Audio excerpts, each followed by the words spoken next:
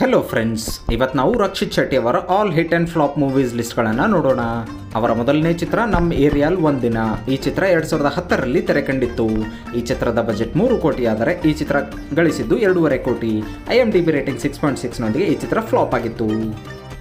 ಅವರ ಎರಡನೇ ಚಿತ್ರ ತುಗ್ಲಕ್. ಈ ಚಿತ್ರ 2012ರಲ್ಲಿ ತೆರೆ ಕಂಡಿತ್ತು. ಈ ಚಿತ್ರದ ಬಜೆಟ್ 2 ಕೋಟಿಯಾಗಿತ್ತು. ಈ ಚಿತ್ರ ಕಲೆಕ್ಟ್ ಮಾಡಿದ್ದು 3 ಕೋಟಿ.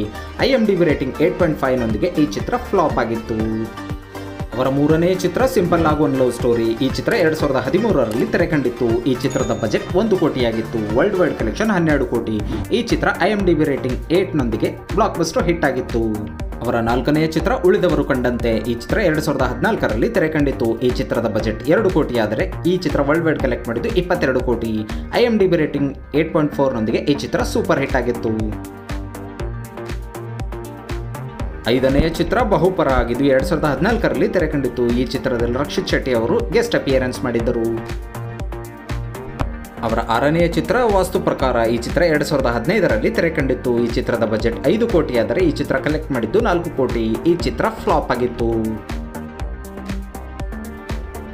ಏಳನೆಯ ಚಿತ್ರ ಜಾತ್ರೆ. ಇದು 2015ರಲ್ಲಿ ತೆರೆ ಕಂಡಿತ್ತು. ಈ ಚಿತ್ರದಲ್ಲಿ ಸಿಂಪಲ್ ಸ್ಟಾರ್ ರಕ್ಷಿತ್ ಶೆಟ್ಟಿ ಅವರು ಗೆಸ್ಟ್ ಅಪಿಯರೆನ್ಸ್ನಲ್ಲಿ ಕಾಣಿಸಿಕೊಂಡಿದ್ದರು. ಅವರ ಎಂಟನೇ ಚಿತ್ರ ರಿಕ್ಕಿ. ಈ ಚಿತ್ರ 2016ರಲ್ಲಿ ತೆರೆ ಕಂಡಿತ್ತು. ಈ ಚಿತ್ರದ ಬಜೆಟ್ 4 ಕೋಟಿ ಆದರೆ ಈ ಚಿತ್ರ 11 ಕೋಟಿ ಕಲೆಕ್ಷನ್ ಮಾಡಿತ್ತು. IMDb 7.6ನೊಂದಿಗೆ ಈ ಚಿತ್ರ ಹಿಟ್ ಸಾಬೀತಾಗಿತ್ತು. ಅವರ ಒಂಬತ್ತನೇ ಚಿತ್ರ ಗೋಧಿ ಬಣ್ಣ ಸಾಧಾರಣ ಮೈಕಟ್ಟು. ಈ ಚಿತ್ರ 2016ರಲ್ಲಿ ತೆರೆ ಕಂಡಿತ್ತು. ಈ ಚಿತ್ರದ ಬಜೆಟ್ 4 ಕೋಟಿ ಆದರೆ ಕಲೆಕ್ಷನ್ 20 ಕೋಟಿಯಾಗಿತ್ತು. 8.6 IMDb ರೇಟಿಂಗ್ನೊಂದಿಗೆ ಈ ಚಿತ್ರ ಬ್ಲಾಕ್ ಬಸ್ಟರ್ ಹಿಟ್ ಆಗಿತ್ತು. ಅವರ ಹತ್ತನೆಯ ಚಿತ್ರ ಕಿರಿಕ್ ಪಾರ್ಟಿ. ಈ ಚಿತ್ರ 2016ರಲ್ಲಿ ತೆರೆ ಕಂಡಿತ್ತು. ಈ ಚಿತ್ರದ ಬಜೆಟ್ 4 ಕೋಟಿ ಆದರೆ ವರ್ಲ್ಡ್ ವೈಡ್ ಕಲೆಕ್ಷನ್ 50 ಕೋಟಿಯಾಗಿತ್ತು. IMDb ರೇಟಿಂಗ್ 8.3 ಜೊತೆಗೆ ಈ ಚಿತ್ರ all time blockbuster hit ಆಗಿತ್ತು. 11ನೆಯ ಚಿತ್ರ ಜಿಗರ್ ಥಂಡ. ಈ ಚಿತ್ರ 2016ರಲ್ಲಿ ತೆರೆ ಕಂಡಿತ್ತು. ಈ ಚಿತ್ರದಲ್ಲಿ ರಕ್ಷಿತ್ ಶೆಟ್ಟಿ ಅವರು ಗೆಸ್ಟ್ ಅಪಿಯರೆನ್ಸ್ನಲ್ಲಿ ಕಾಣಿಸಿಕೊಂಡಿದ್ದರು.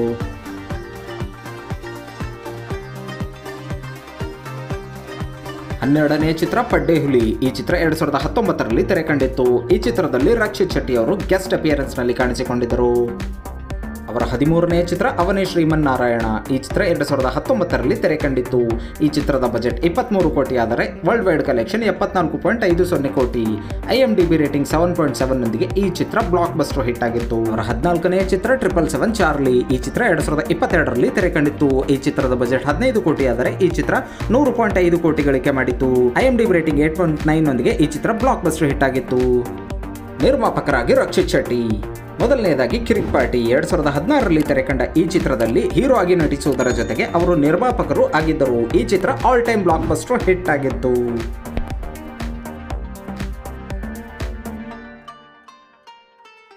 Humble politician Nograj. 2018ರಲ್ಲಿ ತೆರೆ ಕಂಡ ಈ ಚಿತ್ರದ ನಿರ್ಮಾಪಕರು ರಕ್ಷಿತ್ ಶೆಟ್ಟಿ ಆಗಿದ್ದರು.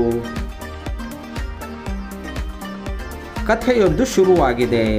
2018ರಲ್ಲಿ ತೆರೆ ಕಂಡ ಈ ಚಿತ್ರದ ನಿರ್ಮಾಪಕರು ರಕ್ಷಿತ್ ಶೆಟ್ಟಿ ಆಗಿದ್ದರು.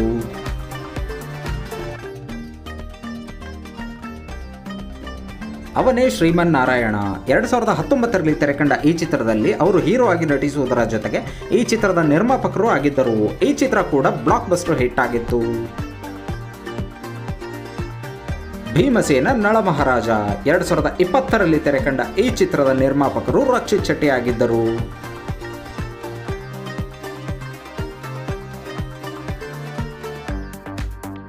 ಸಕುಟುಂಬ ಸಮೇತ. 2022ರಲ್ಲಿ ತೆರೆ ಕಂಡ ಈ ಚಿತ್ರದ ನಿರ್ಮಾಪಕರಾಗಿ ರಕ್ಷಿತ್ ಶೆಟ್ಟಿ ಕೆಲಸ ಮಾಡಿದ್ದರು. 21ನೇ ಚಿತ್ರ 777 ಚಾರ್ಲಿ.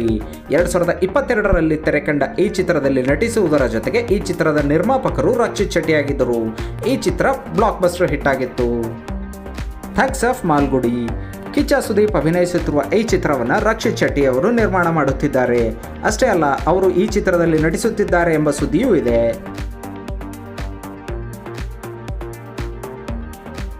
ಇಬ್ಬನಿ ತಬ್ಬಿದ ಇಳೆಯಲಿ.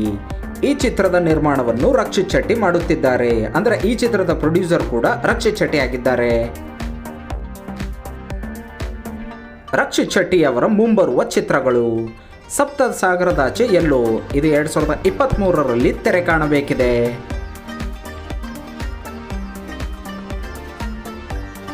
Richard Anthony. ರಕ್ಷಿತ್ ಶೆಟ್ಟಿ ಅವರ ಈ ಚಿತ್ರ 2023 ಅಥವಾ 24ರಲ್ಲಿ ತೆರೆ ಕಾಣುವುದಿದೆ.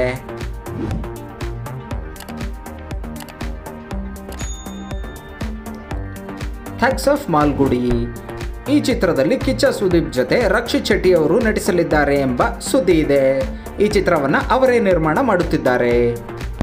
ರಕ್ಷಿತ್ ಶೆಟ್ಟಿ ಅವರ ಫಿಲ್ಮಿ ಕೆರಿಯರ್ ಬಗ್ಗೆ ಮಾತನಾಡುವುದಾದರೆ ಅವರ ಒಟ್ಟು ಚಿತ್ರಗಳಲ್ಲಿ flop movies 3, average movies 0, super hit movies 2, blockbuster movies 4, all time blockbuster 1. ಅವರ ಸಕ್ಸಸ್ ರೇಷು 70%.